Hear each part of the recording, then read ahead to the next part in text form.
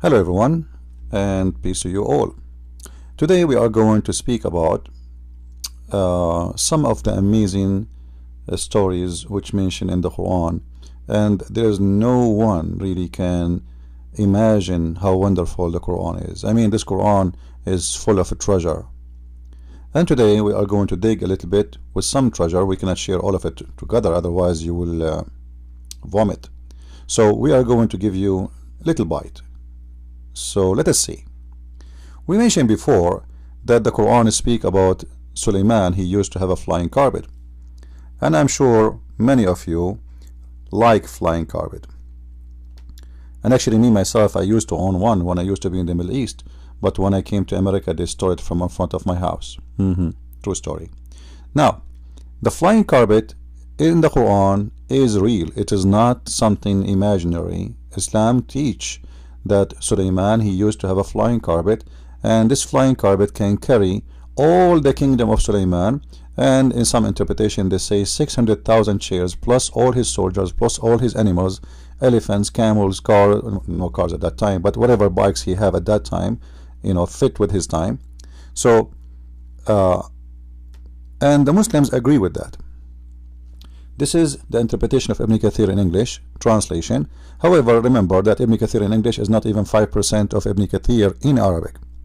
Here in front of you it says that Allah, he gave Sulaiman a mat which is made from wood, and he placed all the equipment of his kingdomship, horses, camels, tents, troops, whatever he want, and he commanded, and then the wind will go underneath it and will carry it. All right, and the birds will be shading him, flying in the top of him, and they will be covering him from the sun. I mean, this is amazing, and this is proven by science. And there is no way, if you are a person who who is hard to convince, I think you are convinced right now that Muhammad is a true prophet and he have a true story to tell. And actually, there is no way Muhammad is stealing those stories from the Jews, which is a legends which they used to tell their kids before they sleep. But the idiot Muhammad, he thought they are real, and he added them in his book, and he made a story of them, and he made verses about them to expose himself, and he looked like an idiot.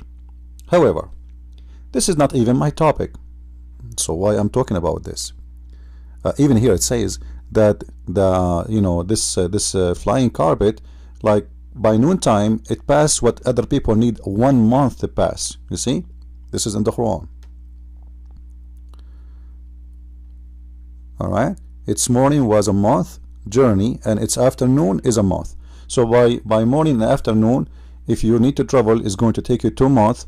Sulaiman, he need only 1 morning and 1 noon, which means a few hours, to travel in the speed of 2 months using the amazing, beautiful flying carpet. I love it. I love it. And there's no fees, there's no gas, there's no insurance, and you will never fall down, and you will never be worried about the flying carpet falling down or crashing down, because this is made by Allah. I mean, it's not made in China, or there's no way this flying carpet will fall down.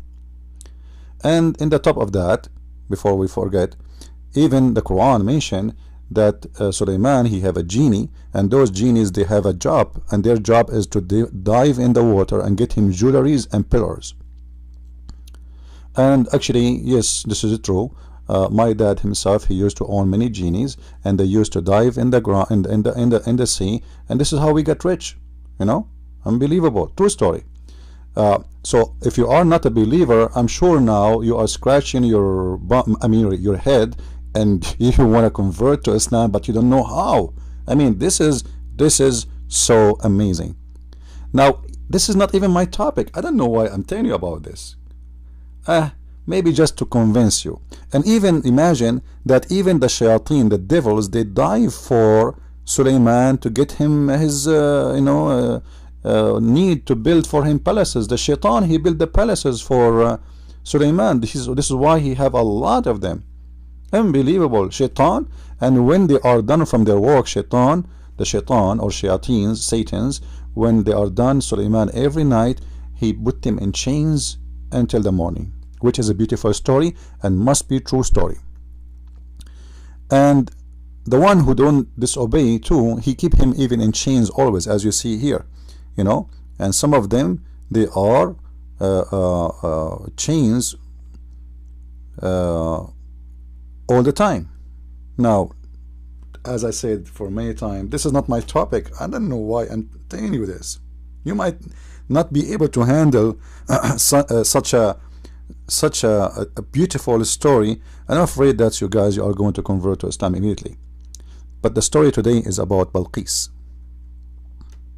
Balqis, her name is mentioned in the Bible as the Queen of Sheba, and this is the Arabic name. And actually the Muslims are very confused about what is the name. Balqis, Balqas, Balas, there is many names they have for her. And obviously Muhammad, all his stories is nothing but a legends. Now Balqis, for many people who do not know who is she, Balqis, according to Muslims, she is a daughter of a genie woman. Yeah, she is. Now what happened, if we go to Tafsir al-Qurtubi, I'm going to copy and paste in, because sorry guys, this does not exist in English. This is why if you are learning Islam from someone who is an English speaking person, you are missing a lot, because there is no way they can get into this. This has never been, you will never find it in any English book. Alright, so I'm going to copy this part so we can find who is this woman Balqis according to Muslims. You see, I will copy and I will paste in the front of your face. I will take it to Google. Alright, this is Google translation. I will paste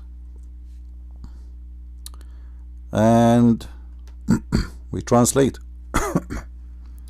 Now for sure the translation will not be that much accurate, but we have no choice. I'm going to tell you what the story by my own, you know, and you look at the story from the translation so you can make sense of it.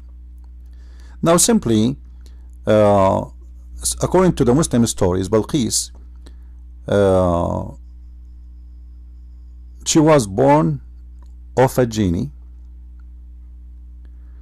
and this genie, simply the reason this woman genie, the reason her father he married a genie, because there is many stories. One of them says that this guy was so proud, he's a king, and he says, no, there's nobody is good enough for me to marry.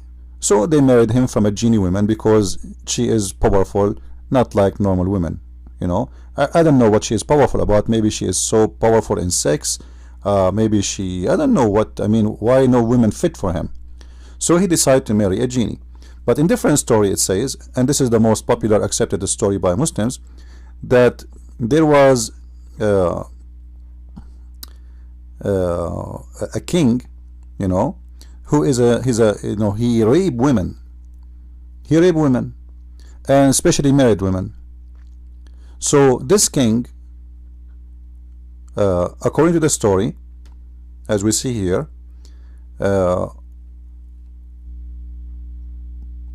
he wanted to marry a woman, but he didn't want to be sure that the king will not rape her.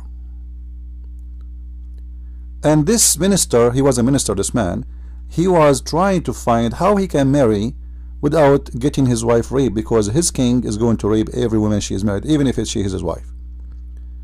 And then once he was walking down street and he found a guy. He told him, do you have a wife? The guy, he said no. Then he said to him, why you don't have a wife? He said, because I have a king, he raped every woman she is married. So the man, he said to him, I am a genie and you can marry my daughter, and there is no way he will be able to rape her. First he said to him, I have a daughter, you marry her, there is no way he can rape her. The minister, he said, the father of Balqis, he said, well, no, he will rape her, you know. Then the man, he explained, he said, we are from the genie, all right, and there's nobody can like mess with us, nobody can play games with us, all right, nobody can mess around. So this guy, he married this daughter of this genie, and she gave birth to Balqis. And when she gave birth to Balqis, all right, let us copy this part.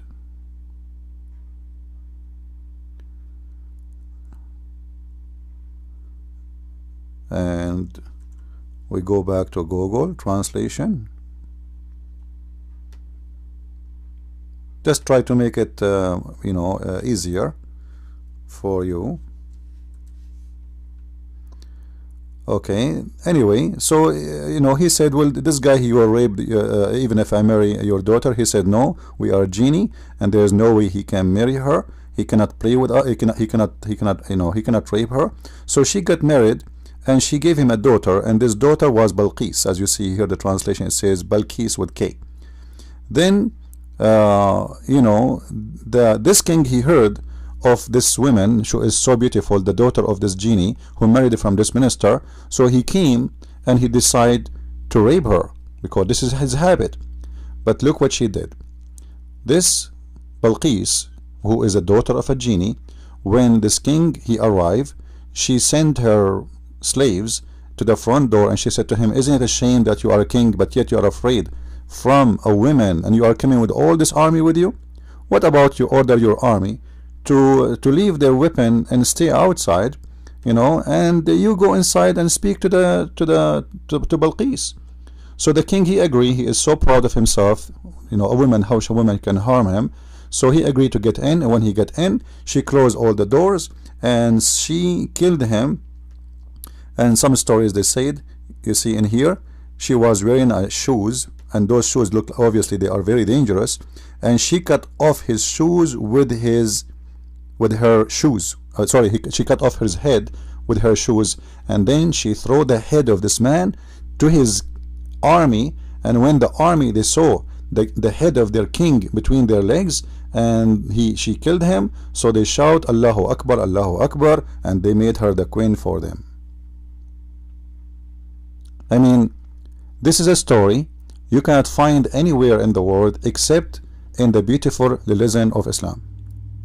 And I'm sure many of you are wondering, if this is Allah and Muhammad are not a prophet and God, how Muhammad in the world he can get such a beautiful story and inform us of such a story happened long time ago, long before Muhammad's birth. And remember always, Muhammad's stories, they have no witnesses, and who dare even to ask for witnesses? You see, when Muslims, they speak about Jesus, they don't ask Muhammad for a witness for one thing he said about Jesus. But when they speak to you about the Bible, they ask you for witnesses, and they ask you for reference, and they ask you for manuscript. But Muhammad, he say any stories, there is no need for manuscript. He can fabricate whatever he want, and the Muslims will take it blindly.